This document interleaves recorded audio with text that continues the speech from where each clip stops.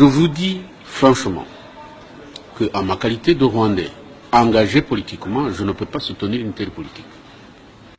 En allant commencer par Matadi et Kitona, est-ce que les Interahamwe sont allés jusqu'à Matadi? Ils ont voulu l'enverser le pouvoir et s'occuper du Congo, exploiter les matières premières du Congo. On n'est pas dupes. Ils ont voulu l'enverser le pouvoir et s'occuper du Congo, exploiter les matières premières du Congo. On n'est pas dupes. Il y a des bandits sur le plan international qui soutiennent Kagame pour que le Congo soit exploité dans tout son cœur et dans tout son corps. Il y a des bandits sur le plan international qui soutiennent Kagame pour que le Congo soit exploité dans tout son cœur et dans tout son corps. Donc là, les couloirs vis-à-vis des Interahamwe, je nie franchement. Les Interahamwe n'ont pas une force qui puisse préoccuper toute la communauté internationale jusqu'au point où on en est aujourd'hui. Mais je pense que Kagame a beaucoup d'ambition. Il croit que le Rwanda n'est pas suffisant pour lui. C'est pourquoi on parle des histoires de Berlin II, des frontières perdues. Il s'organise aujourd'hui pour attaquer le Congo, sous prétexte que la révision des frontières devient obligatoire. Je vous en prie. Je pense qu'on ne peut pas avoir une telle gourmandise et nous devons nous contenter de notre petit territoire, le Rwanda.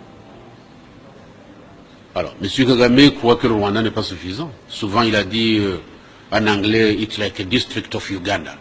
C'est comme une petite province de l'Ouganda. Donc, ce n'est pas suffisant pour lui. Et on doit aller chercher les frontières qui existaient avant 1885, lorsque la conférence de Berlin a été organisée. Qu'est-ce que cela veut dire? Ceci veut dire que nous devons engager une bataille contre le Congo, mais ne l'engagez pas contre l'Ouganda, puisqu'il y a une partie du territoire rwandais qui est en Ouganda, qu'on appelle Obufumbira. Ils n'en parlent jamais. Alors, ce qu'ils veulent, c'est écraser les Congolais, écraser le pouvoir congolais, exploiter le Congo, tant que le Congo, d'après ce qu'ils disent, reste inorganisé, donc nous pouvons l'organiser. Et comme ils ont cet appui de ce qu'ils veulent les appuyer, et dire, oh, écoutez, ce sont des meilleurs organisateurs qu'on ait vus en Afrique. Mais pas qu'on utilise la violence pour arracher notre pays et l'annexer au Rwanda. C'est ça que je dénonce. Et aujourd'hui, qu'est-ce que je dénonce dans la transition actuelle? C'est l'infiltration, c'est l'instrumentalisation de cette transition. Cette transition aujourd'hui, Kagame, au niveau militaire de l'armée, tout le RCD, c'est l'émanation du Rwanda. Vous ne pouvez pas me citer le nom d'un Congolais qui a créé le RCD. C'est Kagame qui a décidé la création de la rébellion de RCD après l'échec de l'attaque de 2 août 1998, lorsque Laurent Désiré Kabila a décidé que les Rwandais quittent la République démocratique du Congo. Je parle de Kagame avec ses acolytes et des puissances qui sont derrière pour vouloir, qui veulent balkaniser notre pays et annexer l'Est de la République démocratique du Congo. Si les Congolais veulent réellement que nous sortions de là, il n'y a pas de Mobutistes, il n'y a pas de Kabilistes, il n'y a pas de Tshisekédistes, il n'y a pas de X ou Y. Il y a le problème des patriotes congolais qui doivent prendre conscience qu'actuellement, nous risquons de perdre définitivement le pays. Et si nous voulons, tant soit peu, garder la souveraineté de notre pays.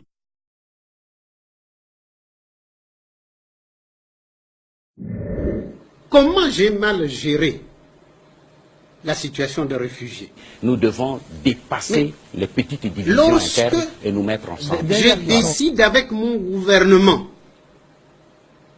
que tous les réfugiés devaient quitter les territoires de mon pays au plus tard le 31 décembre 1995, le 31 décembre 1995, et que le président Mobutu me dit, ce n'est pas comme ça, prends une position contraire, et je reçois de la communauté internationale le secrétaire général des Nations Unies, Boutros Ghali, le sous-secrétaire d'État, Georges Mousse, le directeur pour Afrique, Rochero de la Sabrière, pour me dire, écoutez, non, il faut suivre la voie du président, il ne faut pas vous opposer au président sur ce chapitre.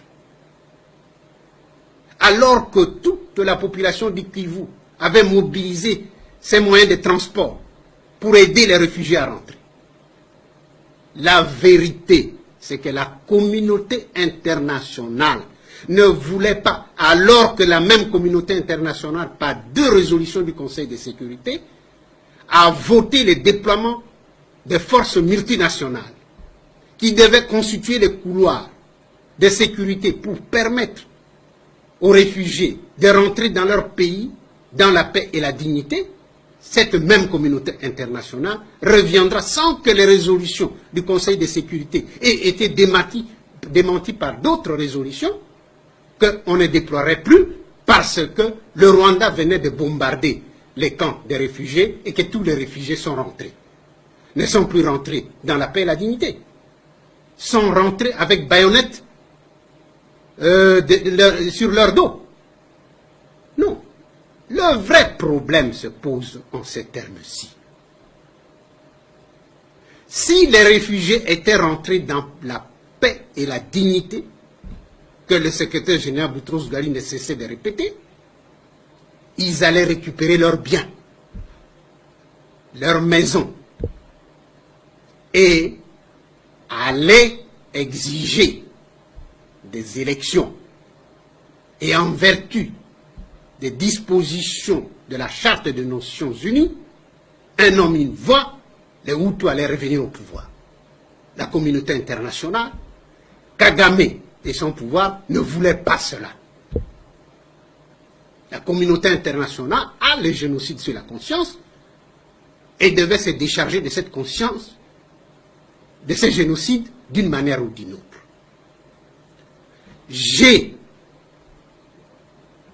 pris contact avec le secrétaire général, par 2 fois, à l'Assemblée nationale des Nations Unies de septembre 1994.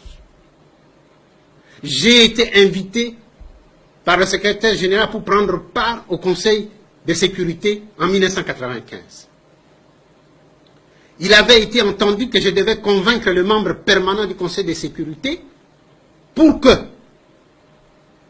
qu'il donne de l'argent de façon à permettre que le réfugié militaire et civil séparés puisse être installé loin de la frontière, conformément à la Convention de Genève et à la Convention de l'OUA. J'ai montré les sites à la Commission des Nations Unies qui a été dépêchée auprès de moi. La Commission a visité les sites. Lukandu, Irebu, Kongolo. Mais lorsque la Commission a fait son devis, le secrétaire général a trouvé que c'était trop cher, on ne peut pas le faire. On n'a jamais séparé les militaires des civils. On les a laissés sur place. Je me pose une question.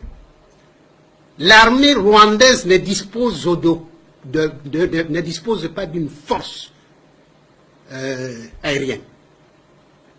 Ni avion, ni pilote. Avec quoi a-t-on bombardé les camps des réfugiés? Qui a bombardé? Je sais qui a bombardé. Le moment n'est pas venu. Je sais qui a bombardé. Le moment n'est pas venu. Mais je renvoie ceux qui m'écouteront aujourd'hui de lire le livre de Bernard Debré, Le Retour du Mwami. Il est révélateur. Les 5 mesures, alors très brièvement, les 5 mesures que vous proposez pour sortir ces pays des griffes des Rwandais qui vous traitez des loups qui sont à la recherche des richesses du Congo et même de son territoire. Vous parlez des 5 mesures comme si vous les connaissiez, mais moi je vais vous parler des miens. Voilà, je parle les faits pour moi, pour sortir le Congo. Parce que le vrai problème aujourd'hui, c'est que le Congo est sous les griffes du Rwanda, de l'Ouganda et de la communauté internationale. Que faire? La première chose, c'est qu'il faut poser le vrai problème. Avons-nous un vrai gouvernement qui peut aujourd'hui résoudre le problème? Vous voulez venir au gouvernement alors? Vous voulez participer Le problème n'est pas de participer. Quel gouvernement? Je ne peux pas. J'ai été sollicité plusieurs fois pour participer à ce gouvernement. mais je ne l'ai jamais voulu. Alors, non. Donc, Vous voulez un gouvernement. depuis Kabila père, Oui. que j'ai été sollicité, ce n'est pas le pouvoir qui m'intéresse, c'est d'abord un pays libre, autonome et digne. Donc, il faut un gouvernement réellement congolais. Pas un gouvernement où à l'espace présidentiel ou au niveau des institutions, au Parlement, il y a des Rwandais qui bloquent le processus de la transition du dedans. Il faut une armée réellement nationale, une armée républicaine, c'est-à-dire une armée qui puisse être en mesure de protéger l'intégrité territoriale. Parce que la volonté manifeste de Kagame d'occuper par la force l'est de la République du Zaïre demeure. Parce que Kagame sait que le moment où au Congo il y aura la paix et l'intégrité, cela sonnera le glas pour son pouvoir. Troisième point. Troisième point, il faut en ce moment pouvoir fixer les conditions des limites, c'est-à-dire résoudre le problème de la nationalité à l'est du pays particulièrement où le problème se pose. Il faut qu'on résolve définitivement ce problème, sinon nous serons toujours la poubelle du Rwanda lorsqu'il y a des problèmes. Non, je m'arrête là, je n'ai pas 5 mesures. Alors, très bien. Et j'ai dit qu'à partir de cela, nous pouvons alors réellement résoudre nos problèmes endogènes, internes, pour mettre les conditions d'une démocratie valable pour la vie. Vous connaissez autant de secrets, Honoré Ngwanda. Si vous êtes dans les secrets des dieux, si vous savez un peu tout ce qui s'est trame sur le Congo, pourquoi vous ne vous mettez pas au service de votre pays? Pourquoi vous ne proposerez pas à Joseph Kabila de lui apporter tous ces savoir-faire que vous avez? Mais qu'est-ce que je fais maintenant? Mais là, vous êtes sur la place internationale, vous parlez depuis Paris, vous êtes effectivement suivi dans le monde entier, oui. Vous êtes à Paris, pourquoi vous n'allez pas vous installer à Kinshasa aux côtés de Kabila pour travailler avec lui, par exemple? Moi, je ne peux pas le faire pour une simple raison, que ce gouvernement, justement, de Kabila, est un gouvernement piégé. Et c'est un gouvernement où les Rwandais sont dedans. C'est un gouvernement qui est téléguidé de Kigali. Les documents que je sors sont là. Donc je ne peux pas, moi, m'inscrire dans la logique des gens qui, volontairement ou involontairement, se rendent complices de l'ennemi qui occupe aujourd'hui mon pays. Alors quand on dit, Honoré Ngwanda, vous êtes en France, pour qui vous roulez finalement? Je roule pour le Congo. Ça, il ne faut pas me poser la question. Je roule pour mon pays et pour mon peuple. Je roule pour mon pays et pour mon peuple. Je n'ai personne derrière moi. Et parce que les Africains ont ce complexe de croire que pour parler, il faut qu'on vous porte comme un bébé. Moi, j'ai dépassé ce stade. Je crois qu'après, j'ai vu les erreurs que nous avons commises quand nous étions au pouvoir, les erreurs que Mobutu a commises.